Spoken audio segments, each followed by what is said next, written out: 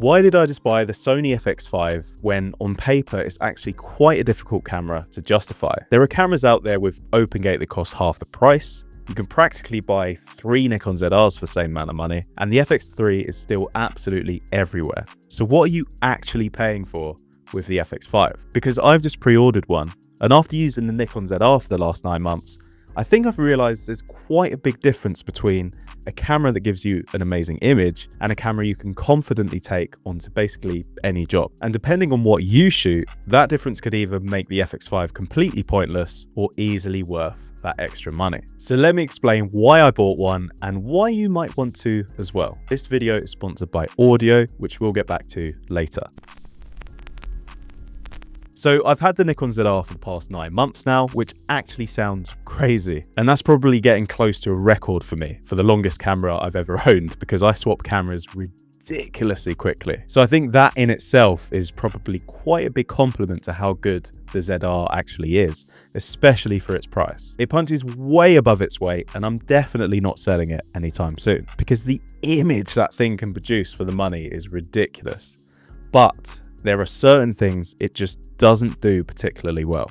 Obviously, you've got open gate with the FX5, which is a massive one for me. I've been waiting for that for a long time, ever since I sold my Lumix. I've really missed having it. But weirdly, I don't actually think open gate is the main reason I bought the FX5. I think the biggest thing for me is confidence. If you told me I had to shoot like an event or something tomorrow, last minute, I generally wouldn't feel completely confident turning up with just my ZR, which is the only body I own at the time of this recording. And that's not because of the image. The image is probably the last thing I'm worried about. It's literally everything around that.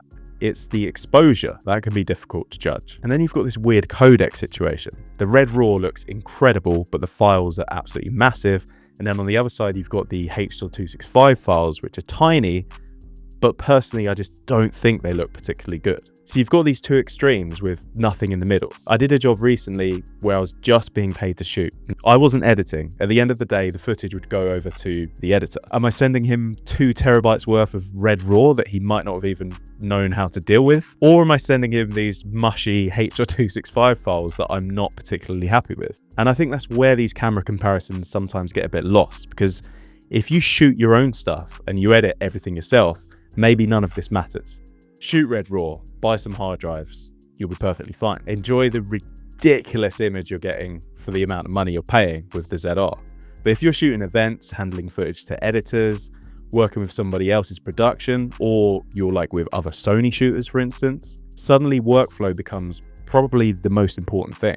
And I think that's the gap I'm hoping the FX5 fills, for me anyway. Because I actually think the ZR and the FX5 have almost opposite strengths. The ZR gives me this beautiful Red RAW, amazing colors, it shoots photos, it's tiny, and it's ridiculously cheap. Whereas the FX5 has come along, seems to give me almost everything I'm missing. The RAW files sound ridiculously small, proper exposure tools, false color, open gate, and for me that combination is basically what I've been waiting for, because I've been really spoiled by RAW now. And I know the obvious response to that is, well, loads of cheaper cameras have open gate now, which they do, but this is where I think you have to stop comparing individual specs and look at the camera as like an entire system. Because as far as I'm aware, basically every other open gate option has some sort of compromise. It's either on a mount I don't want to invest in, like the RF mount or the L mount. The open gate is locked to some ridiculously high bitrate codec, like on the Canons. I can finally have open gate RAW in an E-mount system. I've already got all the lenses. My ZR has a mega dap adapter, so that's basically E-mount as well. My Sony lenses can go on both. I don't need to suddenly start replacing a load of glass because I've bought a new camera. So if you're already heavily invested in E-mount, I think that changes the value of the FX5 quite a lot. Because yes, there are cheaper cameras with some of these features, but buying a cheaper body doesn't necessarily mean cheaper if it then means spending like 2 grand on a flipping lens, like with the Canons. Just a quick break because this video is sponsored by Audio. When I'm shooting a commercial, I'm basically shooting with the edit already in my head. So once I get into the edit, I'll drop in my music first, play through it, and literally just hit markers whenever I want a cut or transition or whatever. Then I basically build the edit between those markers, which makes the whole process much quicker. And that's what I've really liked about using audio. The music actually sounds legit. I've used libraries before where I've got a real song in my head, but obviously I can't use it. And everything I find that sounds similar just sounds a bit too royalty-free. Whereas with audio, I've found tracks that actually feel like real music. And I've been using their AI search as well. So I can give it a reference or tell it the sort of pace I'm looking for, and it gets me there way quicker. You can get 70% off your first year of Audio Pro using Callum70. I've put the link in the description below. Let's get back to the video.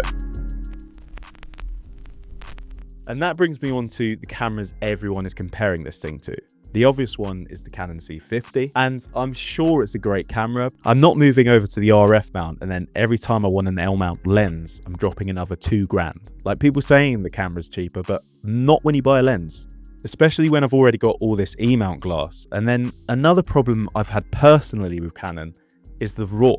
Now, they might have improved it since I had the C80, but the main reason I sold that was because I literally couldn't edit. My computer couldn't handle it, and I was using an M2 Max. Like at the time, that was the best you could get. So again, you can look at the spec sheets and go, well, that shoots RAW, that shoots OpenGate. Why don't you buy that? They don't flipping work, mate. They don't work. And I completely understand the argument you could buy 3 ZRs for the FX5. Like, I completely agree with that. The price of the ZR is ridiculous. And if your only metric is image quality for money, I think the ZR is probably the best out there. But I don't think that's what you're paying the extra money for with the FX5. You're paying for the camera around the image, if that makes sense. The codecs, the workflow, OpenGate, exposure tools, the mount. I know this is technically E-mount, but you get what I'm getting at. And whether we like it or not, the Sony name. Because that is another thing that I think matters. If you actually make money with your camera, clients just know Sony. I've got one client now where basically their whole production is built around Sony. So naturally, that's what they request. So whenever I've worked for them in the past, I've always had to rent like an FX3 or something because I don't own one. And that's why I think saying the FX5 is overpriced because this camera is $1,500 and has the same features, which I'm also guilty of in many of my past videos, is maybe too simplistic.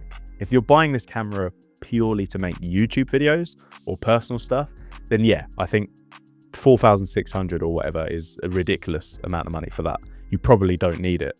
But if you're actually making money from the camera, and owning an FX5 means clients will request you and book you, you can charge kit hire for it, you could potentially rent it out, and it slots straight into productions that already shoot on Sony. Suddenly the maths changes quite a lot, and for me, that's a massive part of why I ended up pulling the trigger.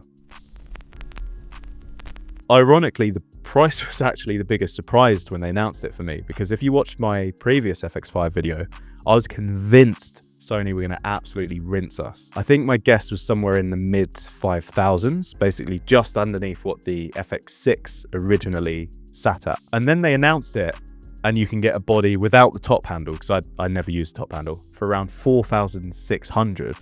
That's crazy. I know that sounds ridiculous because 4,600 obviously isn't cheap, but it's $1,000 cheaper than what I thought it was going to be. And because I'm VAT registered in the UK, once I claim the VAT back, my actual business cost is around 3,900. And that's basically what I paid for my FX3 way back when.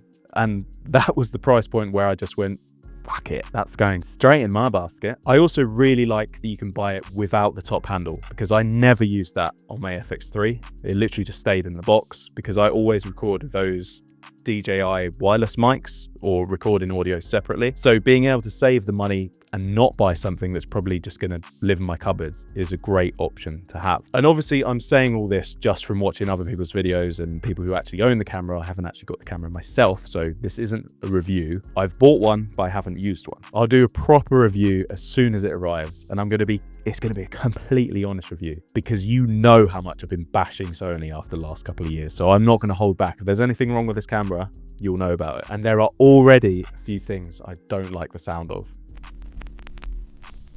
The main one for me is probably OpenGate, which sounds ridiculous because I've just spent half of this video saying how much I wanted it. But apparently you can't shoot OpenGate in one of those really small compressed codecs. It has to be in RAW. And look, for commercials, perfect. That's exactly the OpenGate I bought this camera for.